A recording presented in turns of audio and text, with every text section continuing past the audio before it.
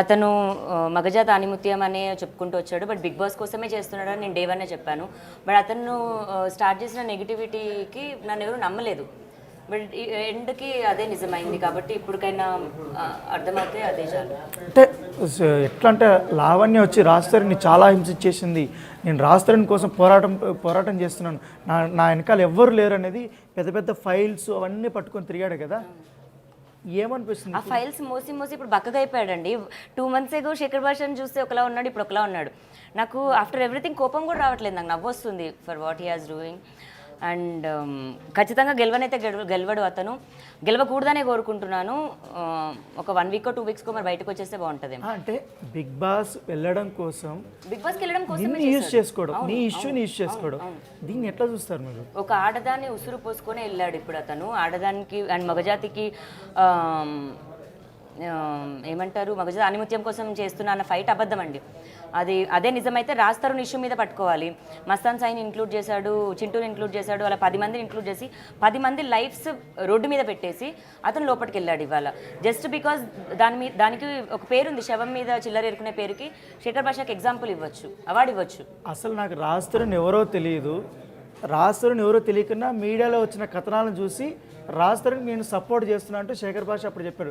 నిజంగానే ఆయన చెప్పినట్టుగా రాజ్ తరుణ్కి అతనికి ఎటువంటి సంబంధం లేదా? వాళ్ళు ఎప్పుడో ఏదైనా సినిమా పరంగానో లేకపోతే ఇంకేదైనా పరంగానో ఒకసారి కలిసి ఉంటారంతే. రాజ్ తరుణ్ ఫ్రెండ్ అయితే కాదండి శేఖర్ భాషకి. మరి ఎందుకు ఇంతగానం చేశాడు? ఎందుకంటే మీకు సంబంధించిన పర్సనల్ రికార్డింగ్స్ అన్ని బయట పెట్టాడు, అవన్నీ ఎట్లా వస్తాయి? రాజ్ తరుణ్ ఇవ్వకపోతే శేఖర్ భాషకి ఎట్లా వస్తాయి? మరి శేఖర్ భాషకి ఎఫ్ఐఆర్ కాపీ రాజ్ తరుణ్ ఇచ్చాడు and audio recordings Raj Tarun ఇచ్చాడు.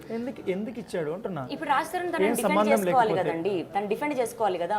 ఇప్పుడు నేను రాజ్ తరుణ్ పైన కేసు పెట్టాను, ఓకే, ఫస్ట్ తప్పుడు కేసు అంటాడు, అది తప్పుడు కేసు కాదండి, నాతో ఉన్న మనిషి నన్ను వదిలేసి వెళ్ళిపోయాడు, ఇంకొక దాంతో ఉన్నాడు అని నేను పెట్టాను కంప్లైంట్ నిజం, కంప్లైంట్ అబద్ధం కాదు. రాజ్ తరుణ్ డిఫెండ్ చేసుకోవడానికి ఒక బక్రాగాడు కావాలి, ఆ బక్రాగాడు శేఖర్ భాష అన్న దాంట్లోని ఆ బక్రా కాస్త వాడు నన్ను తప్పుడు దానిగా చూపించాలని చూపించి వెళ్ళాడు.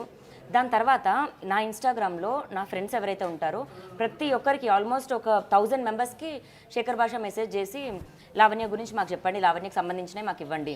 కొంతమందికి డబ్బులు ఇస్తా అన్నాడు, కొంతమంది మంచిగా మాట్లాడాడు, అమ్మాయిలతో ఫ్లడ్ చేశాడు, చాలా చేశాడండి. ఇప్పుడు రాజ్ తరుణ్కి నేను హెల్ప్ చేస్తున్నాను, ఆయనకు సపోర్ట్ చేస్తున్నాను అని చెప్పాడు కదా, తర్వాత వీళ్ళ మధ్య ఏమైనా డీల్ ఏమైనా ఉందా? రాజ్ తరుణ్కి శేఖర్ భాష సపోర్ట్ చేయడం వల్ల రాజ్ తరుణ్ వచ్చి బిగ్ బాస్లోకి వెళ్ళడానికి శేఖర్ భాషకి వెనక నుంచి బ్యాక్గ్రౌండ్ నడిపించాడనేసి మీకు ఏమైనా అనిపించట్లేదా? ఆ డీల్ ఏమన్నా? చాలా డీలింగ్స్ నడిచాయి అందులో. ఇప్పుడు శేఖర్ భాష బిగ్ బాస్ డీల్ ఉంది, 5 lakhs డీల్ ఉంది, అండ్ లాస్ట్కి ఇప్పుడు వాళ్ళ అడ్వకేట్తో కలిసి చేస్తున్నది ఏంటంటే లావణ్యని ఇల్లు ఖాళీ చేపిస్తే 1 crore డీల్. అరే ఎవరితో డీల్? శేఖర్ భాష మధుసూదన్ లాయర్ అడ్వకేట్ ఆయన రాజ్ తరుణ్తో. ఇప్పటికి కూడా రాజ్ తరుణ్కి అది ఇంటెన్షన్ లేదండి, ఎందుకంటే రాజ్ ఏంటో నాకు తెలుసు. మధ్యలో వీళ్ళ సెల్ఫ్ ఏమంటారు, వీళ్ళ సెల్ఫ్ కోరికల కోసం, వీళ్ళ సెల్ఫ్ ఆనందాల కోసం చేస్తున్న ఇది. బట్ ఇంకొకరి జీవితం ఉంది అవతల, ఇంకొక ఆడపిల్ల జీవితం ఉందని అర్థం చేసుకోవట్లేదు. మరి నా 11 ఏళ్ల జీవితం ఉంది. ఎగ్జాక్ట్లీ మీరు అన్నారు. అప్పుడు రాజ్ తరుణ్ నాకు కడుపు చేసి అబార్షన్ చేయించాడనేసి మీరు అప్పుడు కొన్ని రిపోర్ట్స్ అని బయట పెట్టాడు కదా, ఆ రిపోర్ట్స్ని కూడా శేఖర్ భాష తనకు అనుకూలంగా మార్చుకుని అసలు లావణ్యకి అసలు పిల్లలు పుట్టే అవకాశమే లేదు, ఆ అమ్మాయి అంత బ్లఫ్ చేస్తుందని అన్నారు. అప్పుడుకి ఇప్పుడు ఆయన ఎట్లా చేస్తున్న దానికి ఎట్లా అనిపిస్తుంది? మరి అతను నాతో సంసారం చేశాడు ఏంటండి, మరి చూసి చెప్పడానికి నాతో సంసారం చేసిన మనిషిని చెప్పమానండి. వాడు ఎవడు నాకు అర్థం కాదు. నాకు ఇప్పుడు నవ్వాలో బూతులు తిట్టాలో కూడా అర్థం కావట్లేదు. హాస్పిటల్కి తీసుకెళ్ళమనండి, నన్ను నిర్ధారించాక మాట అనమనండి. ఊరికే ఫ్రీగా వచ్చింది కదా అని మాట అనేసి తప్పుడుది అనేసి వెళ్ళిపోతే, ఒక ఆడదాన్ని అంటుంటే ఇప్పటి వరకు ఏ ఒక్క మనిషి ఖండించలేదు. ప్రతి ఒక్క ఛానల్లోనే అతను ఏం చెప్తే అతను వినుకుంటూ వచ్చారు. ఇప్పుడు ఎవిడెన్సెస్ అంటాడు, మేము మాట్లాడుకున్న ఎవిడెన్సెస్ మా కేసుకి సంబంధించినవి తీసుకొచ్చి అతను ఎవిడెన్సెస్ అంటాడు ఏంటో నాకు అర్థం కాదండి. అంటే మీరు గట్టిగా రాజ్ తరుణ్తో మాట్లాడేటప్పుడు కొంచెం ఎక్కువగా వల్గర్గా మాట్లాడేటప్పుడు ఆ ఆడియో కూడా రిలీజ్ చేసి లావణ్య ఇలాంటిదని ఫస్ట్ ఆడియో రిలీజ్ చేసి అంతా సోషల్ మీడియాకి కానీ యూట్యూబ్ ఛానల్స్కి మెయిన్ స్ట్రీమ్ మీడియాకి ఆయన పంపించాడు. నిజంగానే ఇప్పుడు అవన్నీ కూడా ఎట్లా వచ్చాయి? రాజ్ తరుణ్ ఇచ్చాడండి ఆడియో. ఓకే. సో మా ఇంట్లో గొడవ అయినప్పుడు నేను రాజ్ తరుణ్ తిట్టుకుంటున్నప్పుడు అతను తిడుతున్నప్పుడు కూడా రికార్డ్ చేస్తుంటే బాగుండేది కదా. నేను తిడుతున్నప్పుడు రికార్డింగ్ స్టార్ట్ చేసి ఫోన్ జేబులో పెట్టుకొని రికార్డ్ చేశాడు. వదిలేద్దామన్న ఇంటెన్షన్ రాజ్ తరుణ్కి ముందు నుంచి ఉంది. వదిలించుకోవాలన్న రికార్డింగ్దే నన్ను తప్పుడుది అని చూపించాలన్న ఇంటెన్షన్తోనే చూశాడు. బట్ ఇప్పుడు రాజ్ తరుణ్ వాళ్ళ అమ్మని బూతులు తిట్టాను అని అంటే మరి ఇతను కూడా ఇంకొక అమ్మాయిని బూతులు తిడుతున్నాడు కదా. మరి నేను అమ్మాయినే, రాజ్ తరుణ్ వాళ్ళ అమ్మ కూడా ఫీమేలే, నేను ఫీమేల్నే. మరి రాజ్ తరుణ్ వాళ్ళ అమ్మకి సారీ చెప్తే నేను ఆపేస్తాను అన్నాడు. అందరి ముందు సారీ చెప్పాను నేను. నాగార్జున గారికి సారీ చెప్పమన్నాడు, చెప్పేశాను నేను. వాళ్ళ శేఖర్ భాష వాళ్ళ వైఫ్కి కూడా సారీ చెప్పమంటే ఎందుకు చెప్పాలి? నేను చెప్పను. సో అంటే నేను అంటున్నది ఏంటంటే ఇప్పుడు ఇన్ని రకాల క్యారెక్టర్లు ఒక్కోటి కూడా బయటకు తీసుకొచ్చాడు లావణ్యని డిఫేమ్ చేయడానికి. ఫస్ట్ ప్రీతిని, ఉదయ్ని, తర్వాత ఉనిత్ రెడ్డిని, మస్తాన్ సాయిని, వీళ్ళందరినీ నీకు తెలిసిన నీకు బాగా పరిచయమైన నీ స్నేహితుల్ని నీ పైన ఉసిగొల్పి ఆయన మొత్తం అంతా ఈ డ్రామాతో నడిపించాడు. అంటే ఏంటి ఇప్పుడు వాళ్ళతో మాట్లాడితే ఏమంటున్నారు కొంతమంది, ఇప్పుడు మీతో టచ్లోకి వచ్చారు, నాకు అందరూ వస్తున్నారండి, వాళ్ళని మోసం చేశాడు శేఖర్ భాష. ఒక్కరోజు 2 రోజులు నటించగలరు కదా, డేస్ పాస్ అయిన కొద్దీ వాళ్ళకి రియాలిటీ ఏంటి అని అర్థమైపోయింది. మాకు కోపాలు ఉండొచ్చు, ఆ కోపం ఒకటే కానీ ఇంకా ఏదో కాదు. మాకున్న కోపాన్ని వాడు అడ్వాంటేజ్గా తీసుకొని అందరికీ మెసేజ్లు చేసి ఇప్పుడు ప్రీతి ఉదయ్ కూడా గెలికింది వాళ్ళే అండి, విక్టిమ్స్ కాదు వాళ్ళెవరు. అదే ప్రీతి ఉదయ్ కాల్స్ మరి నేను బయటికి పెట్టాను. వాళ్ళంతా వాళ్ళు నాకు కాల్ చేసి ఇలా శేఖర్ భాష మమ్మల్ని ఇబ్బంది పెడుతున్నాడని ప్రీతి ఉదయ్ కూడా చెప్పారు. మస్తాన్ సాయిని టచ్లోకి వెళ్ళారు, యునీత్ రెడ్డికి టచ్లోకి వెళ్ళాడు. మరి వాళ్ళందరికీ కూడా ఒకటే, నాకు లావణ్య టార్గెట్, నాకు లావణ్యకి సంబంధించిన ఇవ్వండి, అది బతుకుండకూడదు, దాన్ని మెంటల్ హాస్పిటల్ కన్నా పంపించాలి, జైలు కన్నా పంపించాలి, రిహాబ్ కన్నా పంపించాలి.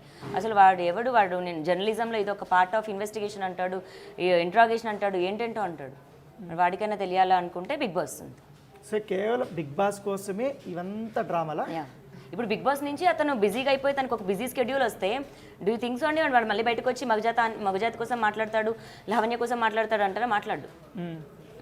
ఇదంతా ఒక డీల్లో పార్ట్ అంటే నేనేమో మళ్ళీ అడుగుతున్నాను, ఎందుకంటే మొదట 1 వీక్ 2 వీక్స్ మొత్తం ఈ వైపే ఉంది. ఎప్పుడైతే శేఖర్ భాష 2 అంశాలు బయటకు తీసుకొచ్చాడు, ఒకటి డ్రగ్స్ విషయము, తర్వాత మస్తాన్ సాయితో మీకున్నటువంటి రిలేషన్షిప్ గురించి, ఆ 2, దాంతోపాటు గుంటూరులో ఎఫ్ఐఆర్ నమోదైంది కదా ఆ విషయము, తర్వాత మీరు డ్రగ్స్ కేసులో అరెస్ట్ అయినటువంటి ఈ 2 తీసుకొని వచ్చారు. ఈ 2 వల్లనే మీకు బాగా డీఫేమ్ అవ్వడం స్టార్ట్ అయింది కదా. అప్పుడు నా కేసు, నేను రాజ్ పైన పెట్టిన కేసు మాట్లాడతామంటాడా? మాట్లాడమనండి. డ్రగ్స్ కేసుది మాట్లాడతాడా? ఓకే, సోషల్గా అదొక కేసు ఉంది కాబట్టి మాట్లాడమనండి. మస్తాన్ కేసు కానీ మిగతా పీపుల్ని ఇన్వాల్వ్ చేయడం అనేది కరెక్ట్ కాదు. వాళ్ళ ఎవరి పేర్లు కూడా నా నోటి నుంచి రాలేదు, డే 1 నుంచి కూడా. ఇన్వాల్వ్ చేసింది, ఇంక్లూడ్ చేసింది శేఖర్ భాష, నేను కాదు. ఇప్పుడు నా ఒక్కదాని లైఫే కాదు, నా ఒక్క ఫ్యామిలీనే కాదు, ఒక్క మనిషి వల్ల దగ్గర ఒక 20 మంది ఇప్పటికీ సరిగ్గా నిద్రపోకుండా, ఇప్పటికీ సరిగ్గా తినకుండా ఇళ్లలో గొడవ పడుతూ సఫర్ అవుతున్నారు. నా ఒక్క ఏడుపు ఉసురుతో పాటు వాళ్ళందరికీ కూడా తగులుతాయి. అంటే ఓన్లీ నిన్ను డీఫేమ్ చేయడానికి వీళ్ళందరినీ 100% వీళ్ళందరినీ నన్ను డీఫేమ్ చేయడానికంటే ముందు అతనికి ఫేమ్ రావడం కోసం, అతనికి ఒక ఆర్మీ క్రియేట్ చేసుకోవడం కోసం. ఇప్పుడు అయ్యో శేఖర్ భాష గ్రేట్, శేఖర్ భాష హ్యాట్స్ ఆఫ్ అని కొడుతుంది, అంతా కూడా ఫేకే అండి.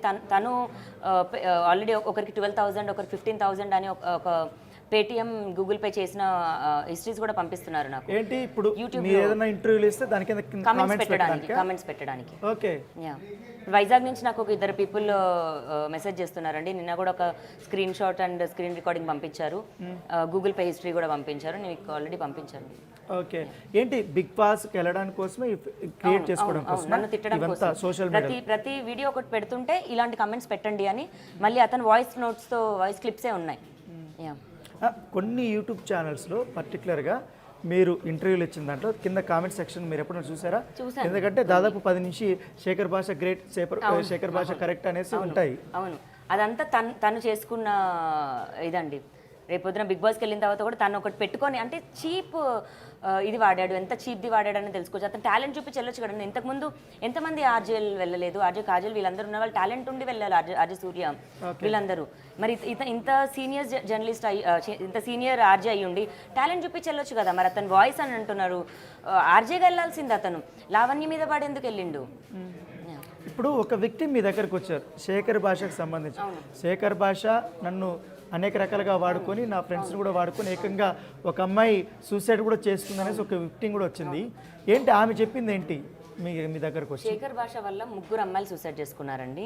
ఓకే. ఒక అమ్మాయి అయితే దీపారెడ్డి వాళ్ళ తమ్ముడు చెప్పాడు ఆల్రెడీ అందరికీ. ఓకే. మరి ఇప్పుడు నా విక్టిమ్స్ వచ్చి మాట్లాడుతున్నారు అని అతను అన్నప్పుడు శేఖర్ భాష నుంచి వచ్చిన వాళ్ళు కూడా విక్టిమ్సే కదా, వాళ్ళది కూడా పెయినే కదా, వాళ్ళది కూడా ఫ్యామిలీయే కదా.